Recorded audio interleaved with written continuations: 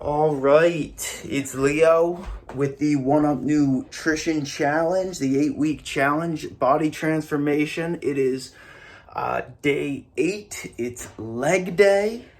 At the end of the video, I'm going to talk about feelings and how staying positive has affected me in my workouts. I am not trying to be some kind of like all-known guru or fitness expert or something like that. I'm not trying to make any claims that I don't know about. I'm just talking about my experience and how it affected my day, because today I saw a significant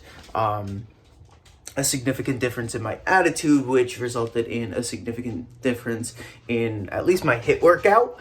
I want to keep this just to the fitness journey and not my personal life. It definitely affected my overall day, but I'm really just going to try to connect it to my personal life. As far as the workouts went today, soreness from yesterday, arms, I can feel it. I didn't think I would feel it as much as I am. I say that every day. I feel it kind of in my lower bicep. I feel it in my triceps still from those tricep kickbacks. I think it's just I've never done tricep kickbacks before. I've always just done I don't know what it is, but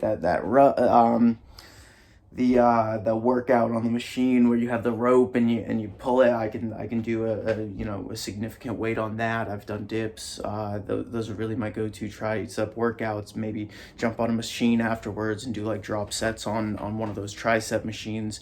But I've never actually done the tricep kickback, and I'm sure those other machines do just as well as the tricep kickback. I think everybody can benefit from just doing a different motion, just doing a different workout, even if it is kind of in a way the same motion.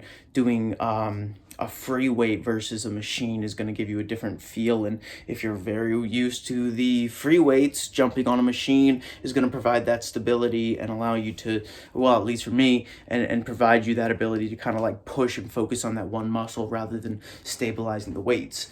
Anyways, leg day today, jump squats, just in 1 week. In 1 week, last week, I was not able to do all the jump squats. I found it very hard to do the minute of jump squats within the HIIT workout.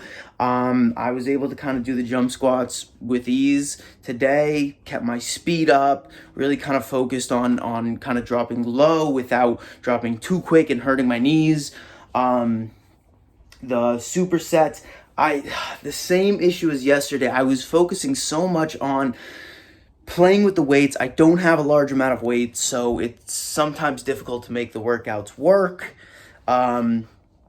There's a drop set, there's a dumbbell swing through, and the last set calls for a drop set. I love drop sets in my normal workout, but the weights that I have, in order to get certain weight amounts, I have to like string together weights, like literally take a string. I have like a jump rope and tie them together. And so there was one point I had a 50-pound weight, but just a 50-pound weight. I'm doing the swing throughs, drop it down to 30 pounds was my goal. And I'm spending so much time swinging through the ropes. This isn't really a drop set. This is just like sets with 30-second breaks or more. And so I was just like, whatever, grabbed the 20, did the 20, whatever, grabbed the 10, did 10, and just kind of pushed myself as hard as I could with the weights I had. I would have liked to do more, like, 50, 40, 30, 20, 10. I think that would have given me a little bit better of a burn. I ended up doing a second set of drop sets just because of that lack of, my lack of feeling of that it was a sufficient workout. For the Bulgarian split squats, I was really scared that it was going to hurt my knees. It just seems like an exercise. It's very close to squats, or not squats, lunges. And so I thought I was going to get a lot of knee pain, but for whatever reason, I didn't feel the knee pain. It wasn't so bad. I was able to kind of focus on my quads and really pushing and stuff like that. And so I did the first set with 10 pounds. And then the next 3 sets I did with no weights, but I did 16. I really pushed, really got that burst. The toe raises, I like working out my calves. It's such a weird thing. It's such a weird muscle group to enjoy working out. But I blasted my calves like I always like to do. I did them one foot, and just, the workout calls for 12 to 15 reps. I did kind of just as many as I could, and really burnt myself out. Did a lot of stretching afterwards. I learned my lesson from last week, and had like a lingering quad pain and hamstrings, kind of like a hamstring tightness. And so I really decided to stretch. I stretched out all my leg muscles in between the toe raises. Yeah, that pretty much sums it up. Abs are still getting better. As far as the total kind of hit work analysis for me, I'm getting really good at the hit workout. You're supposed to do the hit workout every single day. Just as Paisley is showing us, she says right there is the hit workout every single day. But I'm getting really good at it. I can't get too low. There's like a scissor or some kind of split squat that it asks for, where you switch legs. It almost kind of feels like you're lunging or doing some kind of leap. I can't get as low as I'd like to. That's, I guess, my next step. Overall, it's still, it all works together. As long as you're doing the HIIT class, for me at least, I'm building up a sweat. I was able to kind of get through both sets of them. Very sweaty. Today was just a really good day. I had everything mapped out. I have a lot of stresses in my personal life. And it's not so much the working out. I enjoy working out.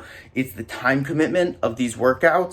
Some days seem like it's gonna take, closer to the 3-hour mark, and some days it seems like I could get through it in an hour and a half, especially if I split it up the way that I have been, with the HIIT workout in the morning, or at least some piece of it in the morning. Really, what I wanted to say is how much in 1 week the HIIT class has improved so much. I went from barely doing any of those plank stands, the burpees. I would do this pathetic little hop, and then I do my knees, see if I can get it in there. I do knees are like, and then I get down and do a burpee. Now I'm like, boom, boom, like just jumping around. A lot better. I did the jump squats for the entire minute, even though it was really hard. I kind of pushed through. The second set of the HIIT, I was definitely giving a lot more excuses. Than the first set. I feel the first set was pretty good. The other thing I wanted to talk about with the positive attitude, it came from scheduling my personal life, which obviously ended up helping my fitness goals and my journey, my Leo's fitness journey. I looked at myself in the mirror today, and I saw, maybe this contributed to the positive attitude. I really think it was just scheduling my work and my school as well, knowing when I'm going to do all my work, and knowing that it has a particular time to do it. But I looked at myself in the mirror, and I'm like, I actually do look like I've lost weight. Before this fitness journey, before the 1UP Nutrition Challenge, at my heaviest, I was 250. Some days I would wake up like 255, but really like 250 in the 200, high 40s. I started going to the gym every day. It started with a little bit of cardio. I told myself, I always thought it was a waste to go to the gym to do an elliptical or to run on a treadmill or something like that. And then I hit my foot. I hurt my foot. I broke my foot. And I was like, I got to do something. I can't run. I love running. Running is my cardio. Running is what, I started doing the elliptical, and I would drive like 25 minutes to the gym to do a 30-minute cardio. And so that got really tiring really quick. And I'm just happy that my journey, my fitness journey took me in the right direction, because instead of saying like, I'm not going to go to the gym because it's not worth my time, I started saying, well, I'll go to the gym, but I'm also going to lift, or I'll go to the gym, but I'm also going to do the bike on top of the elliptical, or I'll go to the gym, But I'm really gonna work up a sweat. I'm not just gonna do the 30 minutes. I'm gonna push myself for 30 minutes, or if I don't really feel like I push myself 30 minutes, I did 45 minutes, you know? Let's see how long I could last on the elliptical. Let's get into some YouTube video and just, you know, watch an hour-long YouTube video as I power through the elliptical. I hated ellipticals. I always thought ellipticals were kind of lame, but started cranking up to the higher resistances and seeing how long I could push, and not, you know, finding a resistance that was not just, you know, really hard to do for 30 seconds, but something that I could do for 20 minutes, you know? I think I was pushing it. I don't know if all ellipticals are the same, but it was, you know, something like a resistance of anywhere between 12 to 16, and on a really good day tried to do 18. Sometimes, you know, try to push it for 2 minutes on 20, something like that. And it was hard. It was not, you know, it took an entire month even to build up to like the 16 range of resistance and be able to do that for an entire 30 minutes. But back to the positive attitude. So I saw myself, I looked thinner.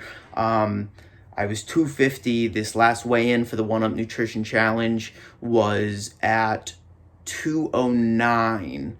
So if you're taking the 250, I lost like 41 pounds.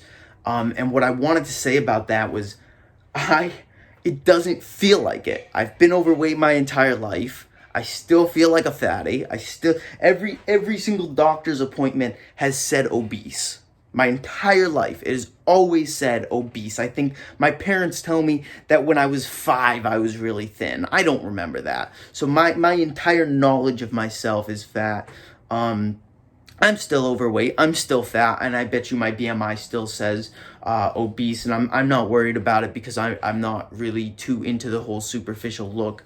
But you know, I keep hearing over and over again about obesity affecting, you know, your lungs and cancer and this and that, and I got a wife, I want kids, I want to be able to care for my wife and my future kids, and so that's really my motivation. I really couldn't give it care.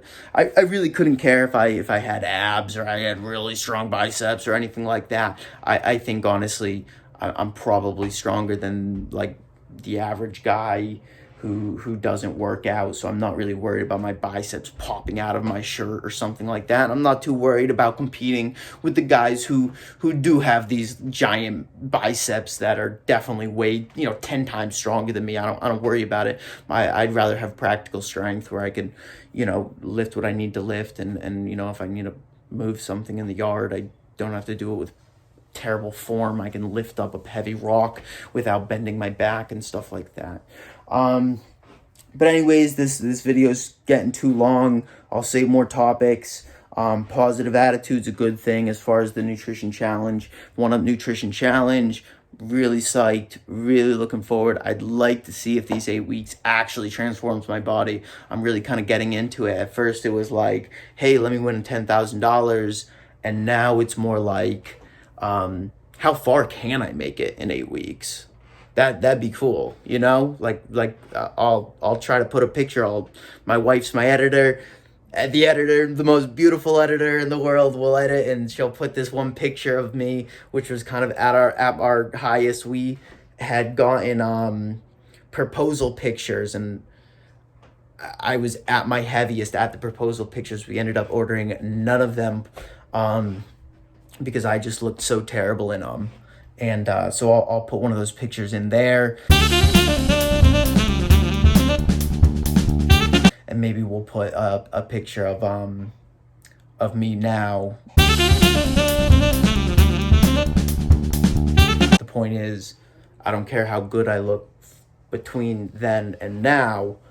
I want to look, you know, I still feel the same. I still feel like I'm the same person in that first picture. And so I want to see how far I can take it now. All right, that's enough. Thank you. Have a great day.